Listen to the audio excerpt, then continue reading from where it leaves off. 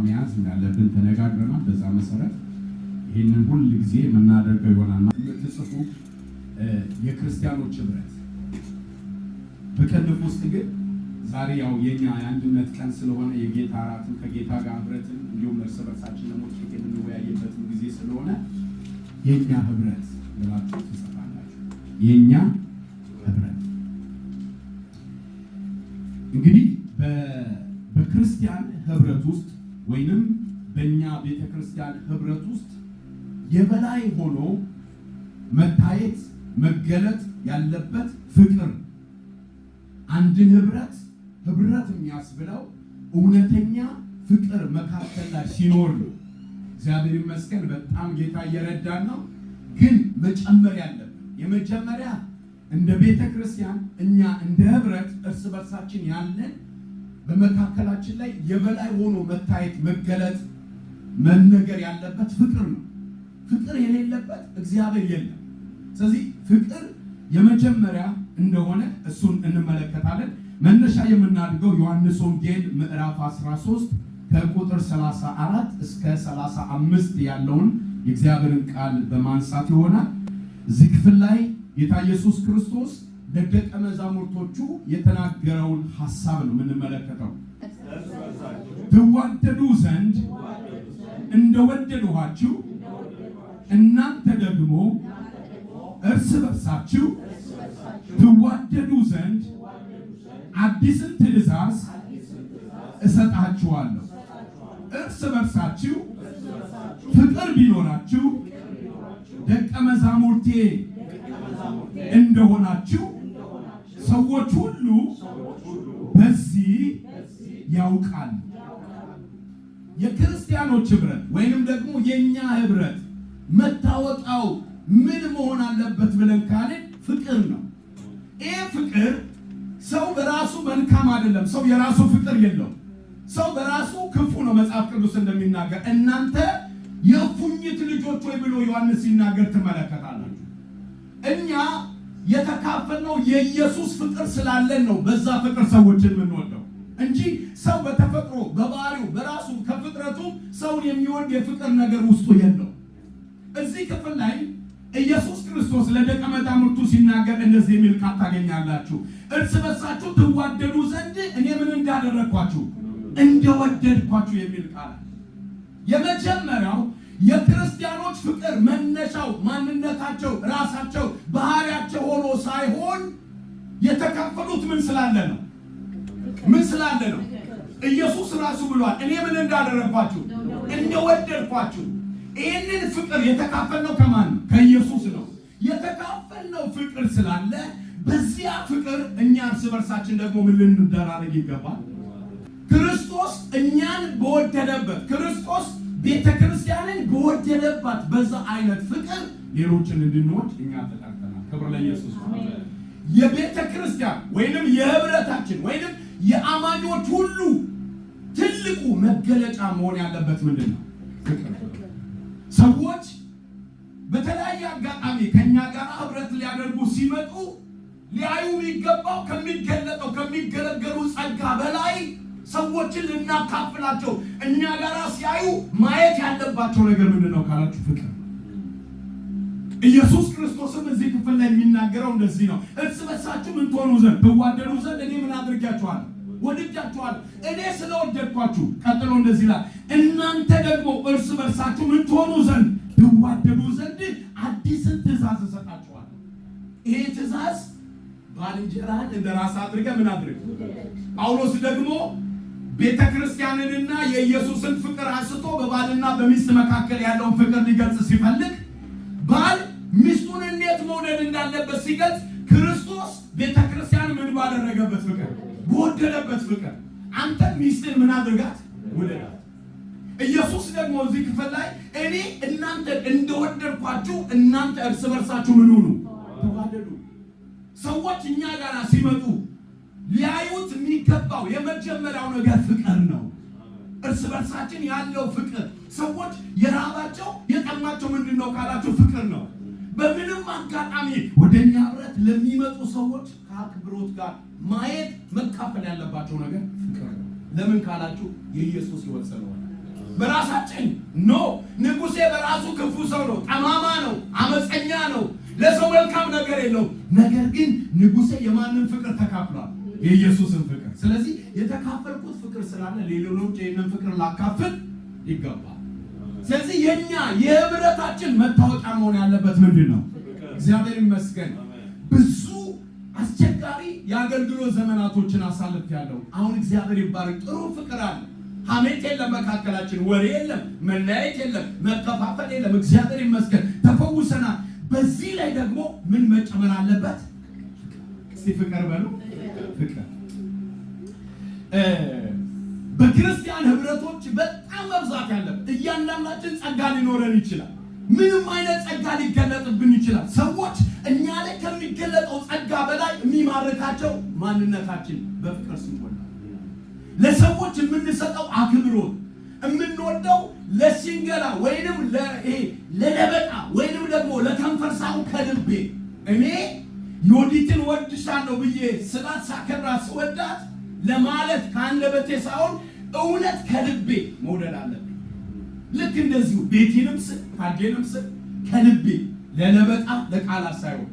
ለዚህ ነው አንደኛ ቆሮንቶስ ምዕራፍ 13 ቁጥር 2 ላይ አንደኛ ቆሮንቶስ ምዕራፍ 13 ቁጥር 2 ላይ ጳውሎስ ነው ይህንን ቃል የሚናገረው። አነበዋለሁ። እኔ ትንቢትም ቢኖረኝ ምስጢርን ሁሉና እውቀትን ሁሉ ባውቅ ተራሮችንም እስካፈልስ ድረስ እምነት ሁሉ ቢኖረኝ ፍቅር ግን ከሌለኝ ምንድን ነኝ ይላል? ከንቱ ነኝ። አይገርምም? በእያንዳንዳችን ውስጥ እግዚአብሔር ያስቀመጠው ጸጋ አለ። ለቤተ ክርስቲያን ጥቅም፣ ለቅዱሳን ጥቅም የሚሆን ሰዎችን እንድናገለግል እግዚአብሔር የሰጠን ጸጋ አለ።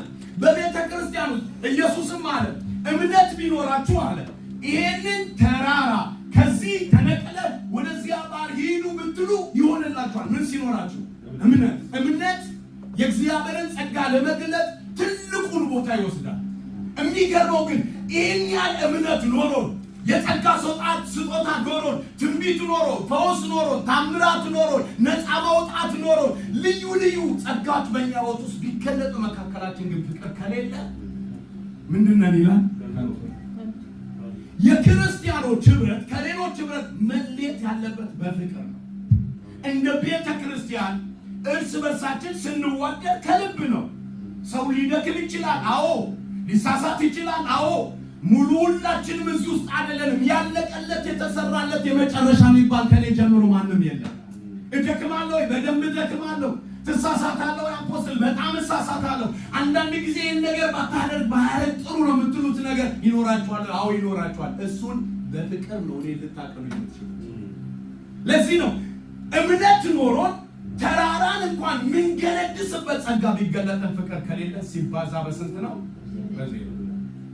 የኛ ህብረት ምን መምሰል አለበት? በፍቅር ምንዋደድ።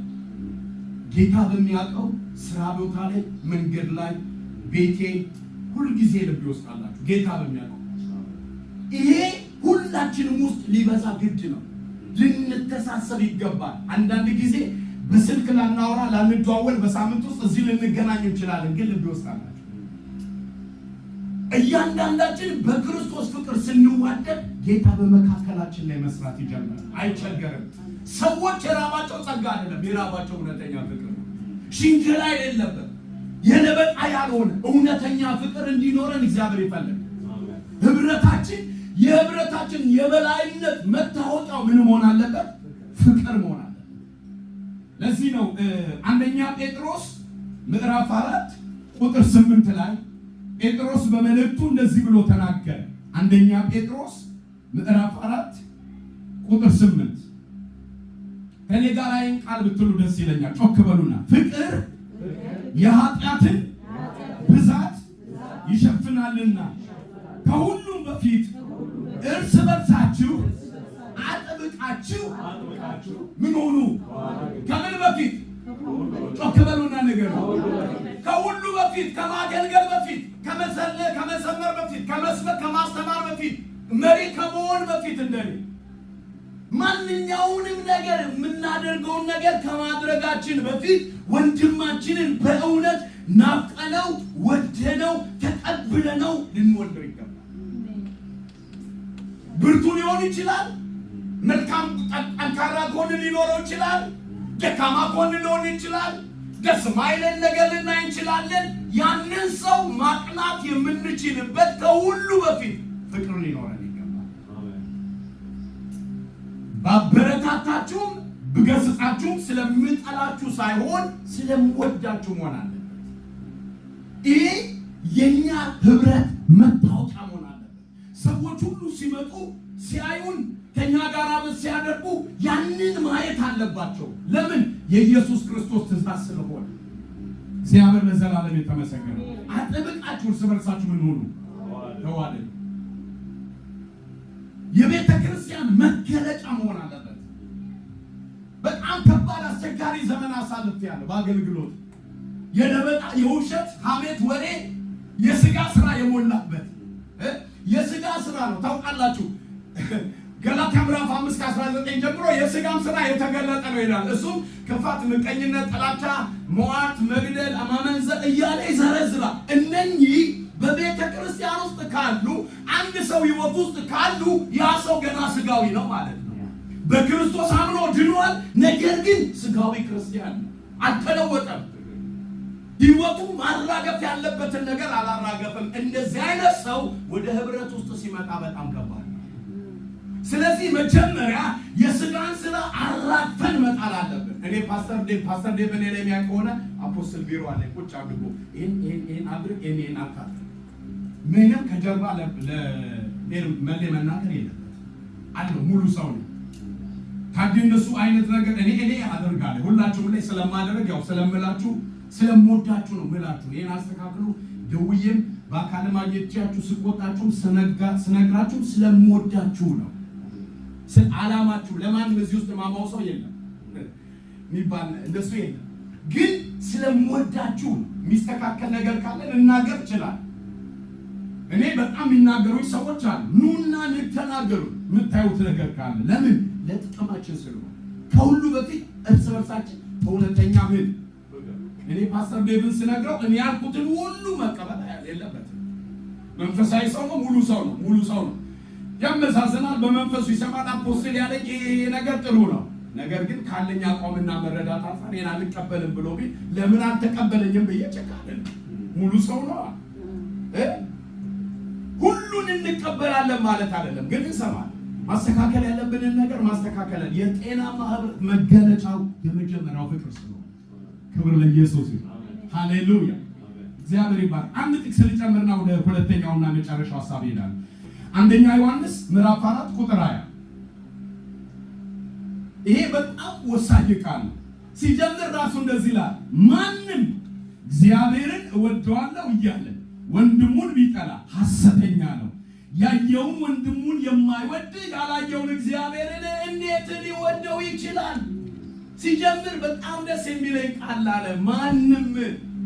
ማንም አፖስትልም፣ ሐዋርያም፣ ነብይም፣ ዘማሪም፣ ቤተክርስቲያን መሪም፣ ተመሪም ማንም ወንድሙ አጠገቡ ያለውን ወንድሙን ሳይወድ ማለት እያማው ከጀርባው እየተናገረ እግዚአብሔር ማይከብርበትን ነገር እያደረገ ትክክለኛ መንገድ ከሌለ ወንድምን በፍቅር ማቀናት መመለስ ትክክል። ግን እግዚአብሔር የሰጠኝም ፓስተር ዴቭን ሳልወድ እግዚአብሔር በሱ ውስጥ ያስቀመጠውን ጸጋ ሳላከብር እሱም በሙሉ ሳልቀበል እግዚአብሔርን ወዷለሁ ብዬ ብል ትክክል አይደለም። እንደው የማታውቁትን እግዚአብሔር እንዴት ልትወዱ ትችላላችሁ? ስለዚህ የኛ ህብረት መታወቂያው ምን መሆን አለበት? እግዚአብሔር ይመስገን በጣም ደስተኛ ነኝ፣ ግን በጣም መጨመር አለ። ፍቅራችን መጨመር አለ። ያለን ኮኔክሽን በጣም መጣበቅ አለ። ያለን የጸሎት ጊዜያችንን በጣም ማጥበቅ አለ። ያለንን በዋትስአፕ ያለንን ግሩፓችንን በጣም ማጥበቅ አለ። ዘመኑ ክፉ ነው። ሰው ሁሉ ዳተኛ ሆኗል። ሰው ሁሉ ኬርለስ ሆኗል። ሰው ሁሉ ህብረት ሞኝነት መስሎታል። እንዳይመስላችሁ እግዚአብሔር ይመስገን ስለ ዘመኑ ሶሻል ሚዲያ። እኛም እኮ በሶሻል ሚዲያ አገልግሎታችንን እናስተላልፋለን። በነገራችን ላይ በቤተ ክርስቲያን ውስጥ ህብረት ማድረግና በሶሻል ሚዲያ ህብረት ማድረግ ይለያያል። በፍጹም ልዩነት የለውም። ቅድም ማለዳ ላይ መሲ አንድ ነገር ስትናገር አጋጣሚ በርቀት ሆኜ ሰምቻት ነበር። ባለፈው ታማ ቀርታ ነበርና ታማ ስለቀረች ቤት ውስጥ የሆነ ምስክርነት ነገር እየሰማች ተጽናኝ ነበር። ጥሩ ነው። አሁን ችግሩም የሆነው ሰው አይ እኔ በቃ ዩቲዩብ ከፍላለሁ፣ አይ እኔ ላይቭ ቲቪ ከፍላለሁ፣ አይ እከሌ ነብይ እከሌ ጋር ምንም ኮኔክሽን ከማናደርገው ሰው ጋራ ይዞ መቀመጥ ትክክል ትክክል የሚሆነው ብትበድልም ሊመክር የሚችል ብትሳሳትም ሊመክር የሚችል ወይንም ደግሞ ጥሩን ብታደርግ መልካም አድርጋል ብሎ ሊያበረታታ የሚችል ሰው ጋር ህብረት መነካካት ነው እንጂ ቤተክርስቲያን በር ዘግቶ በሚዲያ እኔ ህብረት እያደረኩ ነው አለው ሰላም ነኝ ማለት ትክክል አይደለም። ጥሩ ነው። ስለ ሚዲያ እግዚአብሔር እናመሰግናለን። በሚዲያኛም እናገለግላለን፣ ጸጋም እንካፈላለን። ነገር ግን አንድ ክርስቲያን ትክክለኛ ህብረት ውስጥ መግባት አለበት። የሚዲያ ህብረት በሚዲያ የምንካፈለው ጸጋና ቅዱሳን ህብረት ውስጥ ስንገባ ያለው አንድ አይደለም። ምን እንደሆነ ልዩነቱን ከዚህ በኋላ እናገራለን። ስለዚህ ሰይጣን አሁን አንዳንድ ክርስቲያኖችን ቤታቸው በር ዘግቶ ያስቀመጠበት ምክንያት ምን እንደሆነ ታውቃላችሁ? አይኔ ቤቶኜ ቲቪ እከታተላለሁ፣ ላይቭ እከታተላለሁ፣ እንትናን እከታተላለሁ፣ ይህንን እከታተላለሁ። ይብዛም ይነስም ብርታቱንም ድካሙንም የምታውቁት ንጉሥ ይሻላል፣ ፓስተር ቤቢ ይሻላል። ቤቱን፣ ቤተሰቡን፣ ትዳሩን፣ ልጆቹን፣ ሰፈሩን ቢያንስ እንኳን ታውቁታላችሁ። የምትገለገሉትንም ሰው ምረጡ። አንድ ሰው ሲናገር እውነት ነው። መጽሐፍ ቅዱስ ላይ እግዚአብሔር ስለ ነብይ ሲናገር ነብይ ትንቢት ከተናገረ ያ ትንቢት ከተፈጸመ ምንድነው እውነተኛ ነብይ መሆኑን ታረጋግጣለህ ይላል። በዚህ ዘመን እኮ በጥንቆላም እኮ ትንቢት ይናገራል። በጥንቆላም እኮ ይፈጸማል። እውነት ነው። ጠንቋይ እኮ መንደራችን ላይ ብዙ ታምራቶችን አድርገው ሰዎች ጌታዬ እያሉ እኮ ጎትተው ወስደው ጠንቋይ ቤት ይሄዳሉ። ትንቢት ስለተነገረ ስለሰማን በእኛ ውስጥ ስለተፈጸመ ብቻ ሳይሆን ትንቢቱን ያመጣው ማን ነው? መልእክቱስ የመጣው ከማን ነው የሚለውን ዋናው ስለተነገረ ስለሰማ ነው አይደለም። ማን ነው ያንን የነገረ? ስለዚህ የሚዲያ አገልግሎት ኤክስትራ ልንጠቀም እንችላለን እንጂ ቸርች ቀርተን ቤታችንን ምክንያት አይ ዛሬ እዛ 20 ደቂቃ 30 በመጀመሪያ ለራሳችሁ አንድ ጊዜያችሁ ዛሬ ስለመጣችሁ ለራሳችሁ የመልእክት ሐሳብ ስለሆነ አሁን አጋጣሚ መሲ ቅድም ስትናገር ብሰማም ግን የመልእክት አንዱ ሐሳብ ስለሆነ ስለ ህብረት ስለሆነ መልእክት ማለት ነው። የመጀመሪያ እኔ ከቅዱሳን ጋር ህብረት አደርጋለሁ ብላችሁ ዋጋ ከፍላችሁ 30 ደቂቃ 40 ደቂቃ መኪናም ነርታችሁ ትራንስፖርትም አድርጋችሁ በመምጣታችሁ በጣም እድለኞች ናችሁ። ሞኞች በፍጹም አይደለም።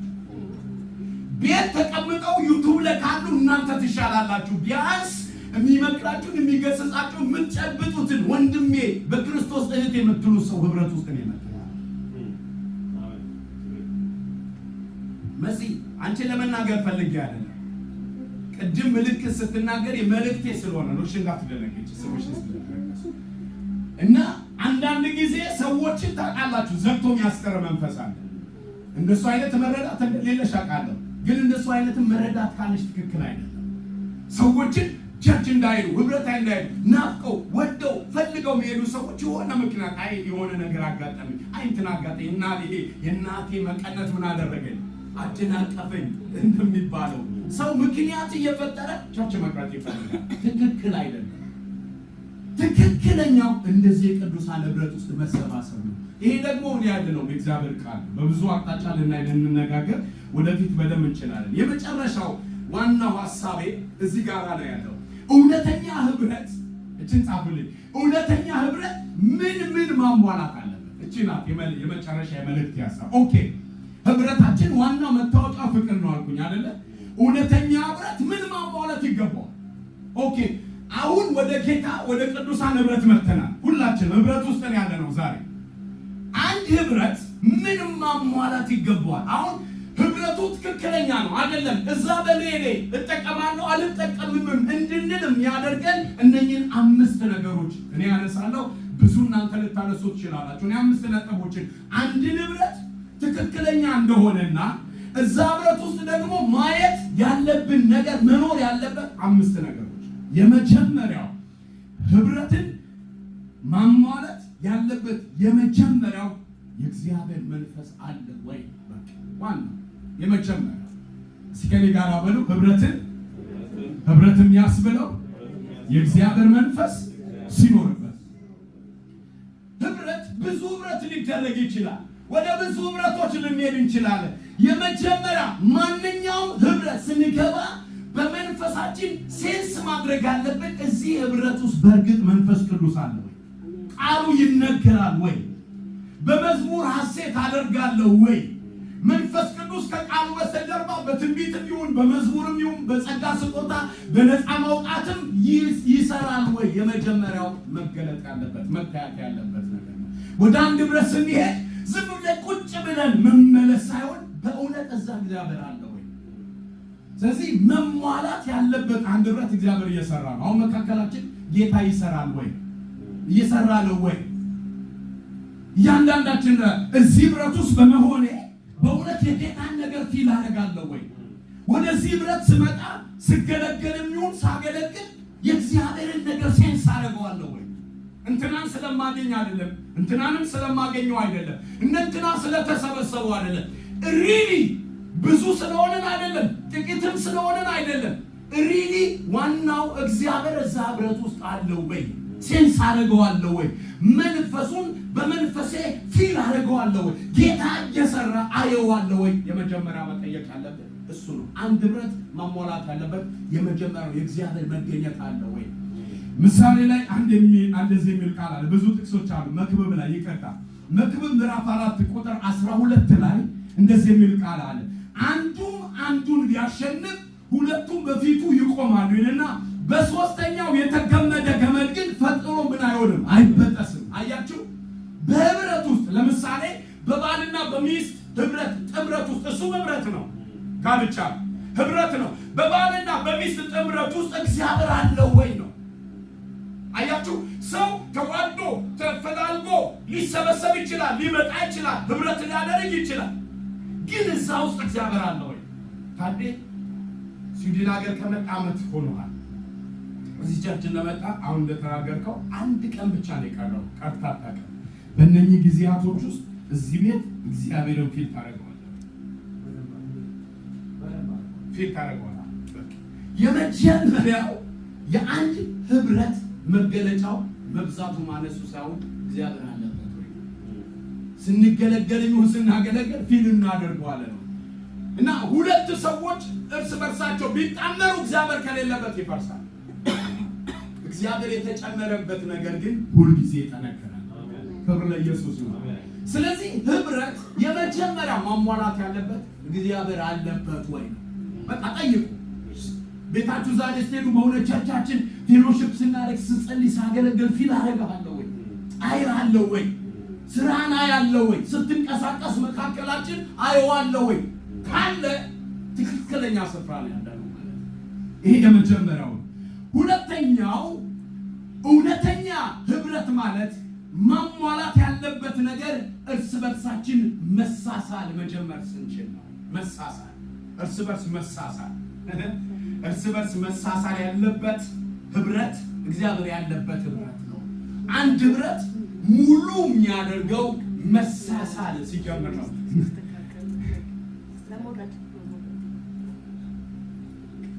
መሳሳል ስንችል ነው። የእግዚአብሔር ቃል እንመለከታለን። ምሳሌ ምዕራፍ 27 ቁጥር 17 ላይ ብረት ይላል። ከኔ ጋር ይህን ቃል በሉ ሲጮክ በሉና ብረትን ይስላል። ኦኬ እና በስነ ምን እናደርጋለን?